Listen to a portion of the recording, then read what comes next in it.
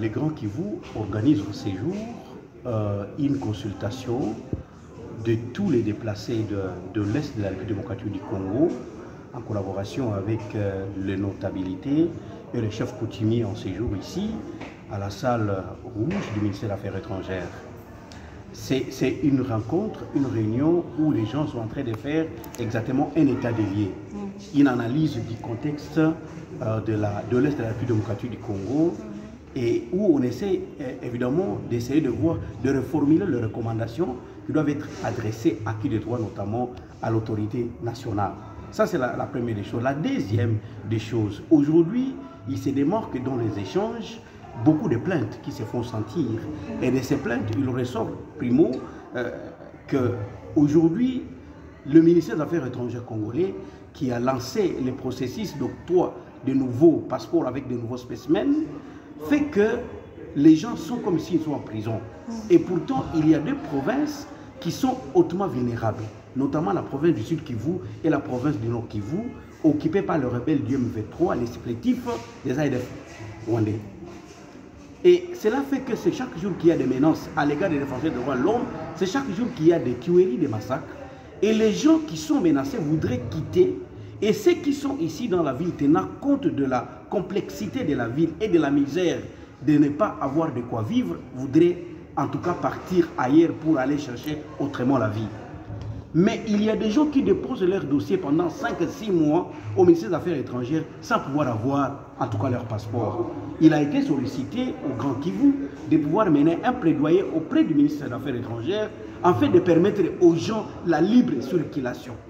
Et vous allez retenir que dans la réunion du Conseil des ministres qui s'est tenue vendredi passé, il a été décidé qu'au service de migration d'être très rigoureux à l'aéroport d'Njili pour contrôler les documents migratoires. C'est paradoxal, mes chers amis. C'est paradoxal le fait qu'on ne livre pas les passeports. Les gens ont déjà payé les frais qui ont fait 2, 3, 4, 5 mois, mais on ne livre pas les documents migratoires et on devient trop serré au niveau de l'aéroport pour les documents, comment on appelle ça, les documents, comment on appelle ça, qu'on livre, d'être trop serein. Vous sentez que ça devient une forme d'une prison dans laquelle on met, et ça viole directement la Déclaration universelle des droits de l'homme qui permet à ce que l'homme doit circuler librement. La circulation des personnes et de leurs biens fait partie des droits indérogeables de l'homme. C'est un parmi les recommandations au plaidoyer. Deuxième recommandation, il y a déjà plus de 4-5 mois, il y a plus de 1000 déplacés qui sont ici en province de Kinshasa. Et normalement, on les appelle des déplacés internes. Nous n'avons pas voulu être des déplacés ici.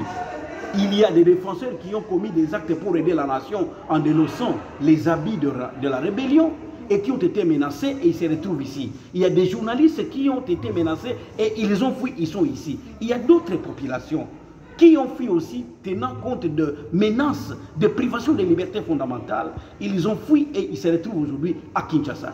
Mais comment se fait-il que le gouvernement reste jusqu'aujourd'hui 3-4 mois incapable de pouvoir trouver une solution durable juste pour avoir les éléments nécessaires, les logements? Ça fait partie des droits indérogeables de l'homme. La restauration à manger, la circulation, la communication, tous ces petits droits indérogeables de l'homme pour lesquels, si l'homme n'en a pas, il est quasi inexistant. Le gouvernement congolais aujourd'hui, notre propre gouvernement, est incapable de pouvoir prendre en charge cela.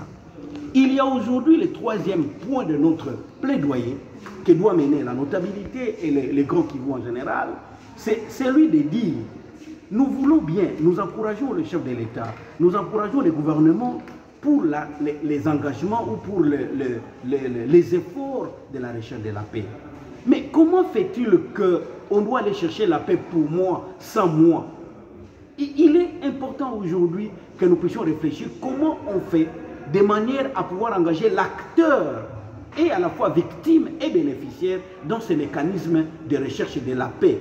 De manière que cette implication, elle joue à la fois deux rôles. Un, le rôle de redevabilité pour ceux qui sont à la base, en termes de communication de ce qui se passe exactement.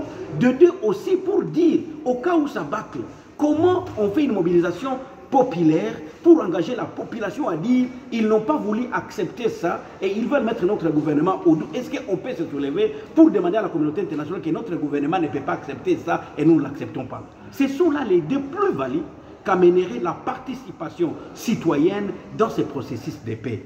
Mais le faire aujourd'hui en isolant la population ou le bénéficiaire, c'est une manière de dire, autrement dit, que vous faites des choses pour moi, sans moi qui deviendrait contre moi. Et que donc, sont là aujourd'hui les clés.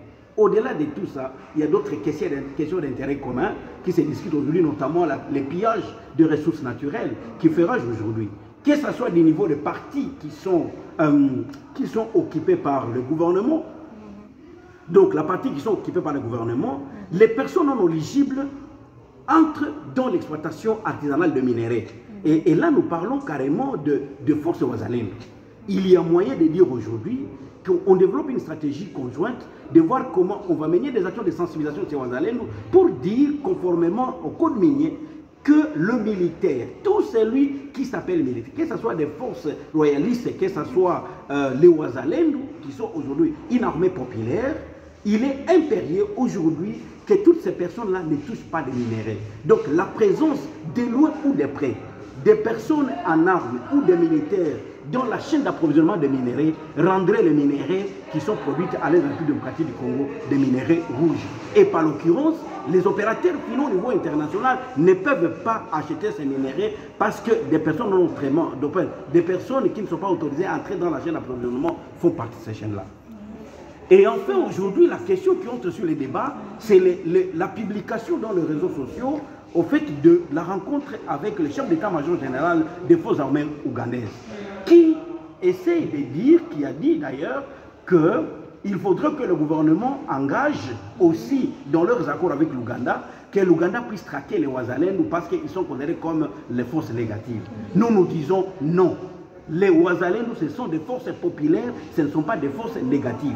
Parce qu'à l'endroit où le FRDC a échoué, a démontré un certain limite, pas échoué, mais démontré un certain nombre de limites, nous avions développé une stratégie de notre sécurisation au niveau local pour essayer de barrer la route à notre adversaire qui est le M23 et tous ses supplétifs. S'il faut lancer un message, s'il faut lancer un message aux populations et à ceux qui sont à l'est de la République. Aujourd'hui, je voudrais, donc c'est ça, mon conclusion, je voudrais donc encourager les frères et sœurs qui sont à genoux aujourd'hui, qui subissent les graves violations des droits de l'homme, notamment les tortures, les assassinats ciblés et des assassinats à bout portant. Vous avez vu récemment, hein, des images ont circulé de ceux qui sont privés de leur liberté de circulation. À 17h, à 18h, vous devez déjà vous enfermer dans la maison.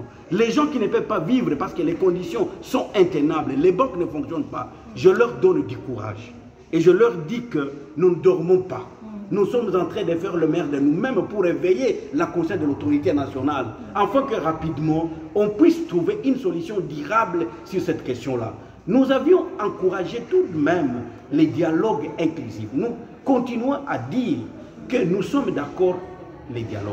Mais les dialogues doivent avoir des préalables. Ces préalables-là doivent être déjà entre le groupe, les participants, donc les acteurs ou les groupes qui doivent participer, des consultations préalables. Ça signifie ceci, nous, les acteurs en société civile, nous devons déjà nous organiser pour préparer notre cahier de charges dans ces dialogues. Les belligérants qui sont l'AFC et les autres groupes armés qui doivent être traités de même pied d'égalité doivent aussi préparer leur cahier de charges. Les autorités politico-administratives qui sont au gouvernement ici doivent aussi...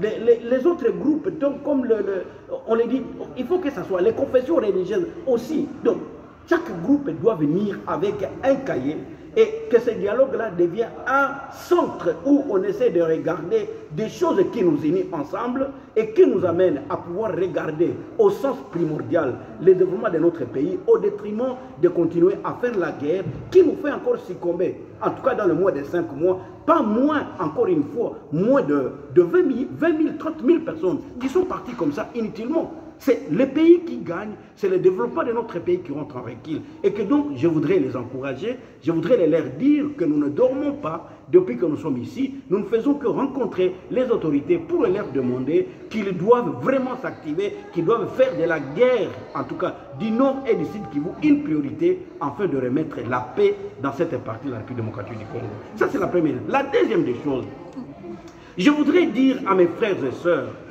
qu'on ne doit pas rester silencieux. Ça signifie que vous devez aussi développer des mécanismes non violents pour essayer de montrer à la face du monde que vous avez besoin de la paix. Parce que cette terre, quelquefois, c'est favoriser l'injustice, le disait Gandhi Mahatma. Et que donc aujourd'hui, au même moment qu'il y a des efforts qui doivent se faire de ce côté ici, avec le plaidoyer des grands qui vous, des acteurs de la société civile et les autres groupes, au même moment que les acteurs qui sont sur le terrain doivent aussi dire, mais comment on doit continuer à tuer mes frères et mes terres? Comment on doit m'enfermer comme une aiguille dans un sac? Comment on doit m'enfermer comme les mascarades de femmes dans un sac et que je continue à me taire? Et que donc aujourd'hui, on doit aussi s'éveiller en disant non, vous devez aussi nous libérer. Nous devons aussi nous libérer par des actions non violentes qui démontrent à la face du monde que nous avions été violentés suffisamment et que cela doit finir. Merci beaucoup. Notre cri, c'est notre cri. Il ne faut pas vous sentir seul.